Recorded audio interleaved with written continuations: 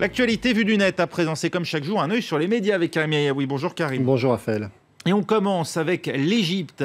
Nous vous parlions hier de cette attaque, cette vague d'attentats commis dans le Sinaï à l'encontre de militaires égyptiens. Au moins 70 ont été tués.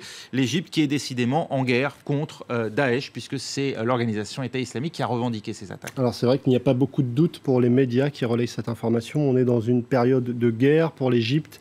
Même si on est prudent du côté de 20 minutes, on est en train de se poser cette question. Est-ce que Daesh est en train d'ouvrir un front en Égypte, en soulignant que les terreaux y est particulièrement fertile, puisque il faut se rappeler qu'en 1981, Anwar el-Sadat avait été assassiné par des islamistes.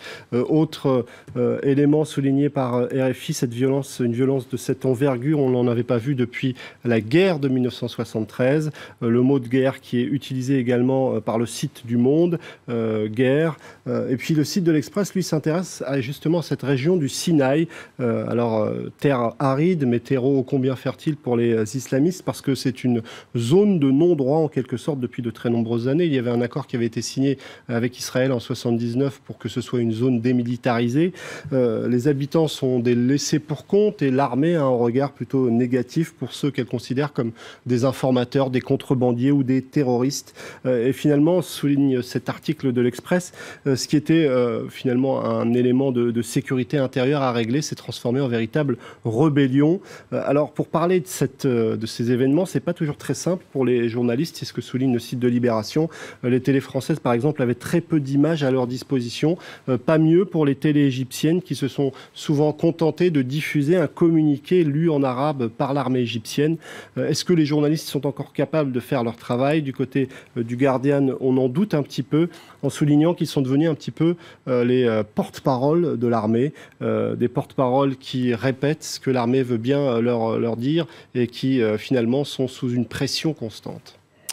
On passe à l'actualité en France et cette nouvelle tombée aujourd'hui, qu'on les aime ou qu'on les déteste, les guignols de l'info font partie du paysage satirique de France, considéré comme un élément indispensable en tout cas par certains qui se mobilisent sur Internet pour éviter leur disparition, puisqu'il semble bien être question de ça au niveau du principal actionnaire de Canal+, le groupe Havas. C'est vrai que du côté de Vincent Bolloré, on aurait évoqué cette éventualité pour la rentrée prochaine. Alors les guignols, c'est désormais une émission qui a presque 30 ans, une émission culte où on a vu défiler un certain nombre de marionnettes représentant des politiques, mais pas seulement. On se souvient de Sylvester Stallone, qui était une des marionnettes cultes pendant les années 2000. Et puis, évidemment, les réactions ont été nombreuses. Et elles sont venues souvent du monde politique. Alain Juppé, par exemple, a choisi de mettre en avatar sur son compte Twitter sa propre marionnette des Guignols. Il écrit sur son compte « J'aime me voir dans les Guignols. Nous avons besoin d'eux. Hashtag les Guignols ». Alors, certains l'ont accusé de récupérer politiquement cette affaire, puisque on voyait un certain nombre de militants du Parti des Républicains critiquer Juppé pour ce soutien.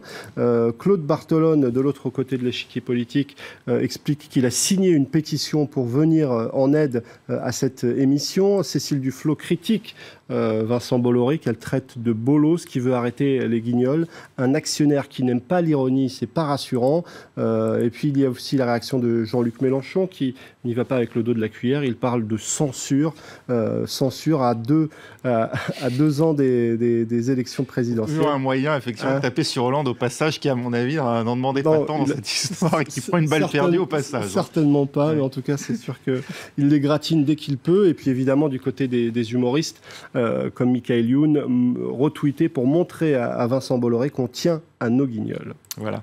Et puis, dernier point, ce sondage, puisqu'on pose désormais toutes les questions possibles et imaginables dans les sondages, avec parfois des résultats surprenants. C'est le cas de celui-ci qui donne Dominique Strauss-Kahn dans une position assez favorable à gauche, comme alternative à François Hollande. C'est vrai, il arrive deuxième derrière Manuel Valls, s'il devait aller affronter un adversaire de droite pour les élections en 2017. Alors deuxième dans ce sondage, mais cinquième chez les sympathisants de gauche, il faut le préciser. Mais en tout cas, C'est vrai que depuis un moment, on parle beaucoup d'un éventuel retour, notamment depuis ce tweet de l'ancien patron du FMI, Hello Twitter, Jack is back. Alors sur Twitter, justement, on a vu apparaître un hashtag sur l'éventualité de son retour. Cherche un slogan pour DSK 2017, par exemple.